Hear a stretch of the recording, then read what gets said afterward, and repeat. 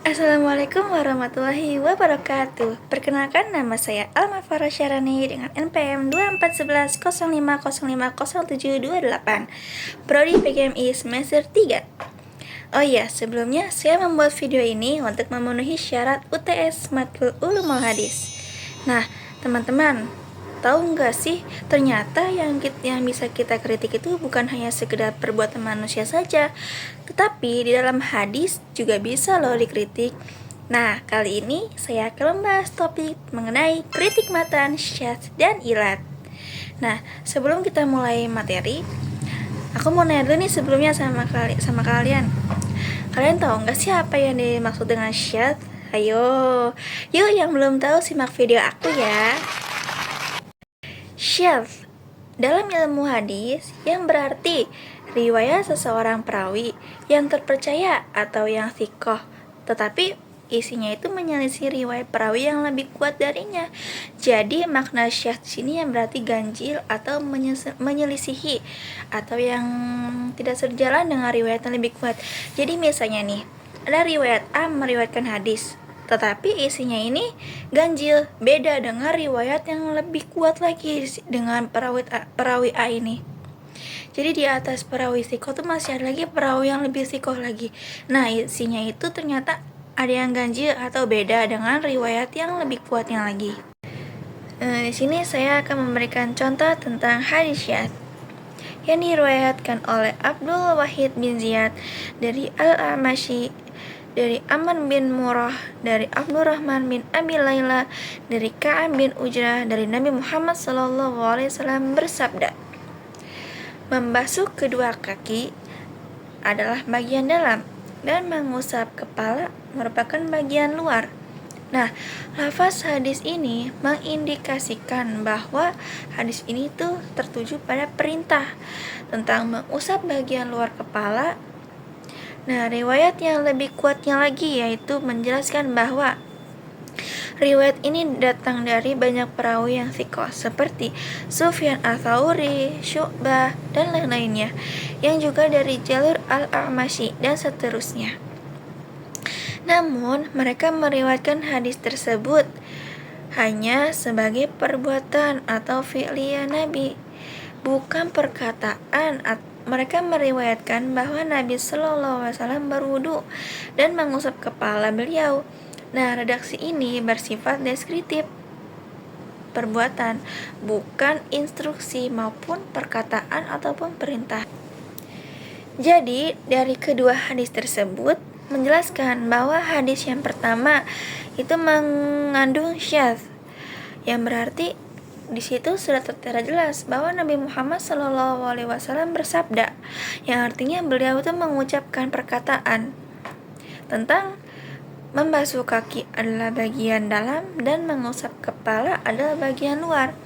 Sedangkan hadis yang riwayatnya lebih kuat lagi menjelaskan bahwa di situ tuh Nabi tuh tidak berkata apapun, hanya perbuatan saja yang sahabat lihat. Jadi nih, Nabi sedang berwudu, mengusap bagian kaki dan mengusap bagian kepala.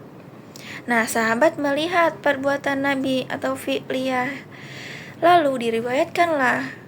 Jadi di situ Nabi tidak mengucapkan sepatah kata apapun. Nah, disitulah yang disebut dengan syadz. Nabi tidak bersabda, Nabi tidak berkata, Nabi tidak mengucapkan apapun.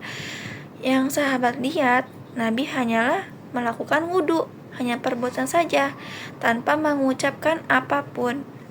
Itulah yang dinamakan dengan syadz.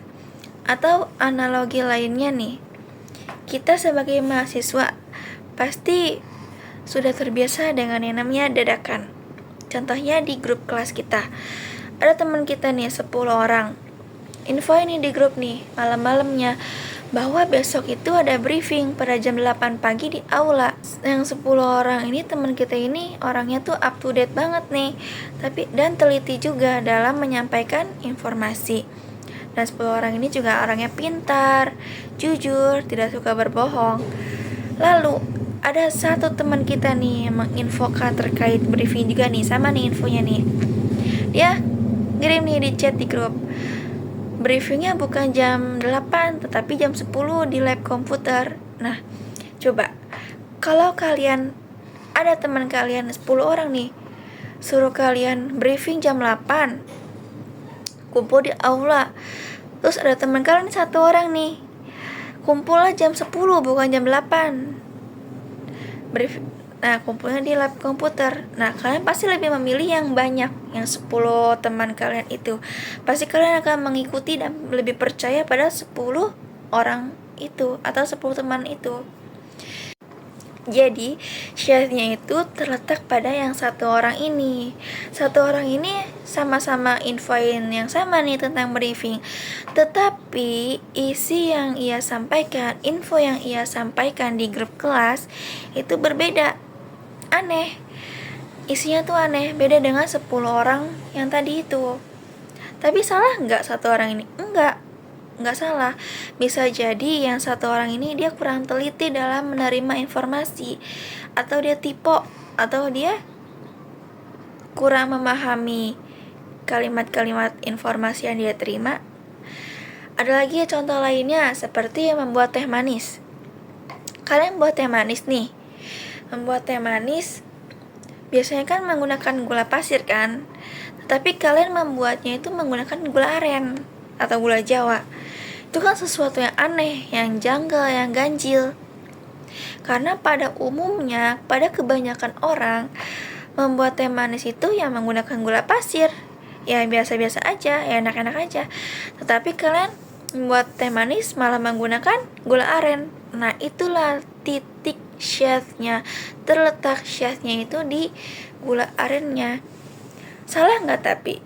Ya nggak salah. Karena kan sama-sama manis, sama-sama gula, cuman bedanya yang satu pakai gula pasir, yang satu pakai gula aren. Nah, yang gula aren ini yang dianggap syadz karena dia aneh. Membuat teh manis pakai gula aren beda sendiri dengan yang kebanyakan orang. Jadi syadz itu seperti itu contohnya. Cara kita bagaimana sih tahu tentang hadis itu tuh mengandung syadz atau enggak? Pertama yaitu kita bandingkan dengan hadis yang lain. Misalnya kita nih, tadi kan membahas hadis tentang berwudu. Nah, kita mau tahu nih, hadis ini tuh mengandung syadz atau enggak sih? Kita cari lagi, kita bandingkan lagi dengan hadis yang lebih kuat, tapi topiknya, pembahasannya sama dengan berwudu ini. Sama-sama membahas tentang berwudu, tapi ada perbedaan pada isi hadisnya, pada matan hadisnya. Yang kedua, yaitu kita lihat nih, kita periksa kredibilitas perawinya, yaitu dengan cara kita melakukan penelitian terhadap kredibilitas atau kethikohan perawi. Jadi hadis yang diriwayatkan oleh perawi yang thiko ini jumlahnya lebih banyak, itu menjadi patokan untuk membandingkan. Kayak yang tadi, yang 10 orang menginfokan dan 1 orang menginfokan, itu kan 10 orang itu jumlahnya lebih banyak kan. Nah, itu ibaratnya hadis yang lebih kuatnya lagi. Kalau yang 1 orang ini hadis yang syadz, yang mengandung syadz, yang hadisnya itu beda sendiri, aneh isinya. Nah, yang ketiga yaitu kuatnya hafalan perawi. Yang ketiga, kuatnya hafalan perawi. Nah, kuatnya hafalan perawi ini masuknya ke dobit. Kan kalau yang tadi kredibilitas itu lebih ke masuknya ke adil atau adalah. Tapi kalau kuatnya hafalan itu masuknya ke tingkatan perawi dobit. Jadi seorang perawi itu harus memiliki hafalan yang kuat. Misalnya contohnya nih, kita nih menceritakan kejadian sesuatu atau menyampaikan informasi. Nah, beberapa hari kemudian kita ditanya kembali tentang apa yang sudah kita sampaikan, tapi kita lupa. Kita nggak tahu apa yang kita informasikan saat itu. Nah, itu tidak boleh. Nah, itu akan disebut dengan syadz karena hafalannya lemah, tidak kuat. Selanjutnya, yang keempat, yaitu kita pahami dulu istilahnya. Tentang hadis syadz ini apa sih? Selanjutnya yaitu materi yang akan kita bahas itu ilat. Apa sih ilat itu? Mari kita lihat penjelasan berikut ini. Ilat dalam matan hadis merujuk pada cacat dan tersembunyi yang membuat hadis ini tampak sahih menjadi tidak sahih atau rusak. Ilat ini dapat berupa cacat pada sanad maupun matan. Biasanya hadis tampak sahih, tapi ketika kita kaji lebih dalam, ada masalah pada matan tersebut. Nah, cacat ini halus, jadi bukan seperti salah jelas, bukan bertentangan secara terang-terangan. Makanya ulama bilang, mencari ilat itu sama seperti kita menyelam jauh. Jadi tidak cukup melihat permukaannya saja. Jadi ilat di sini kan dikatakan cacat halus dalam hadis. Kenapa sih dibilang cacat halus? Karena kalau kita lihat hadis nih, kita lihat secara dohirnya, ya hadis ini sahih-sahih saja. Hadis ini benar. Tapi kalau kita kaji lebih dalam, kita memahami maknanya lebih dalam lagi, ternyata di dalam hadis itu terdapat cacat, terdapat kesalahan. Itulah yang disebut dengan cacat halus, karena kesalahannya itu tidak terang-terangan, tetapi kita bisa mengetahui cacatnya itu kalau kita mengetahuinya lagi, mengkajinya lagi lebih dalam. Makanya ulama bilang kan, mencari ilat itu sama seperti kita menyelam jauh. Kita tidak cukup hanya melihat permukaannya saja. Misalnya nih, ibaratnya ya, kita ngeliat laut yang luas. Kita kalau lihat laut kan hanya sekedar perairan yang luas. Tetapi kalau kita menyelam lebih dalam ke dasar laut, ternyata laut itu seindah itu loh. Terdapat terumbu karang, macam-macam ikan semua ada di situ, dari ikan kecil, ikan besar, ikan yang bahaya maupun ikan yang cantik, lucu-lucu. Nah, jadi ilat itu seperti itu. Terdapat contoh ilat. Pada matan hadis yang tampaknya sahih, versi yang berilat, yang artinya hadis ini mengandung ilat.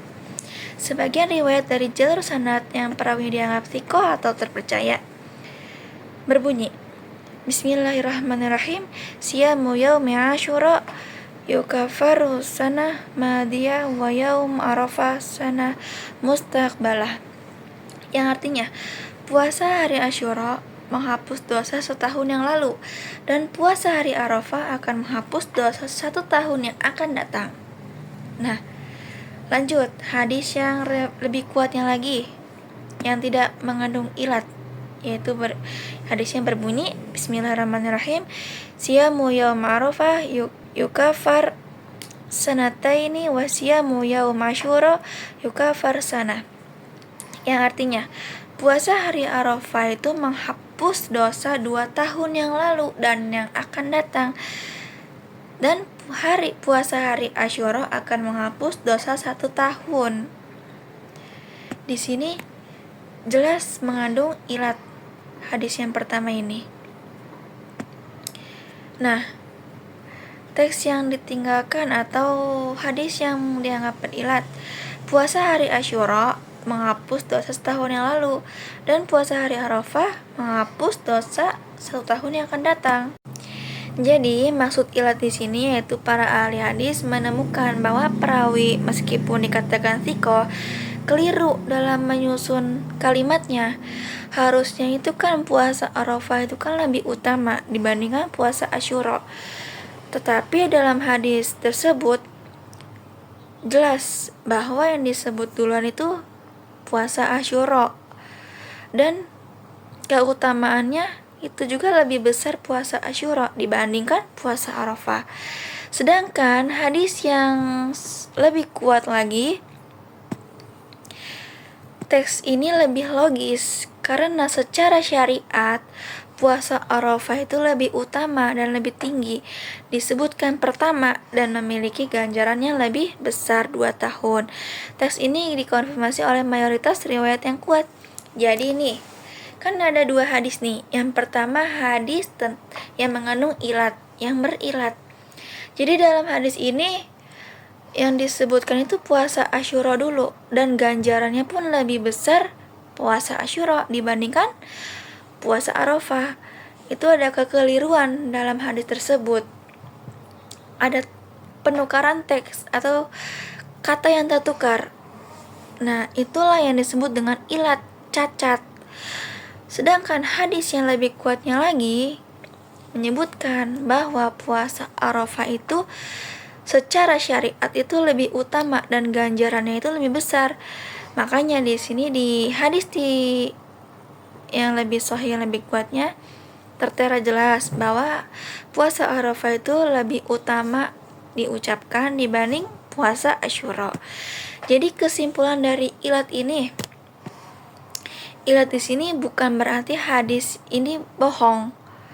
Jadi hadis yang mengandung ilat tadi ini bukan berarti hadis itu bohong, tetapi terdapat kekeliruan kecil yang dilakukan oleh perawi ketika menyampaikan teks tersebut.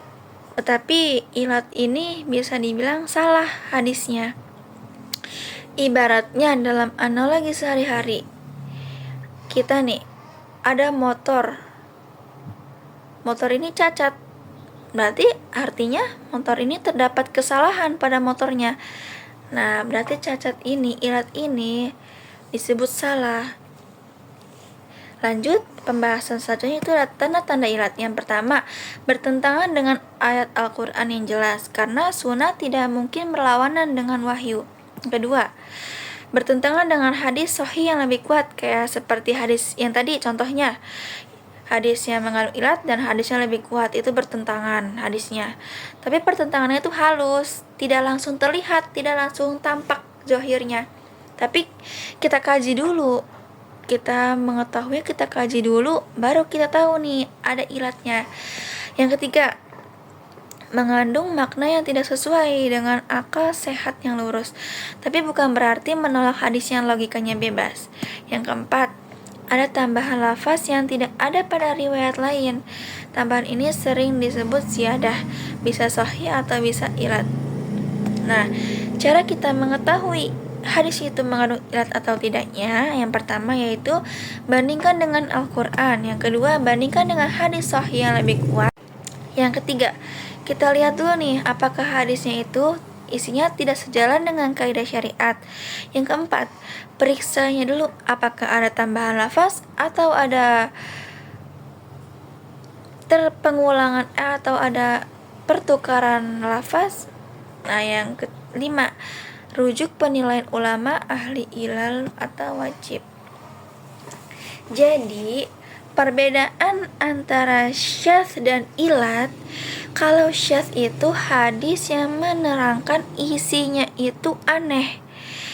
Satu hadis ini yang isinya aneh, berbeda dengan hadis yang kebanyakan atau jumlahnya lebih banyak atau perawinya lebih kuat. Sedangkan hadis yang mengandung ilat ini hadis yang memiliki kecacatan, tapi cacatnya halus, tidak nampak, tidak zahir. Berbeda, bertentangan dengan hadis yang lebih kuat. Jadi keduanya ini, syadz dan ilat ini sama-sama kritik matan hadis. Cuma bedanya kalau syadz ini hadisnya aneh isinya, tapi tidak bisa dikatakan salah. Nah, tapi kalau hadis yang mengandung ilat ini berarti cacat halus yang tidak nampak cacatnya, yang berarti hadis ini tuh salah, tapi bukan berarti hadis ini bohong. Jadi seperti itu. Jadi segitulah sekilas pembahasan mengenai kritik matan, syadz dan ilat. Kurang lebihnya mohon maaf. Saya Alma Syarani mengucapkan terima kasih. Wassalamualaikum warahmatullahi wabarakatuh.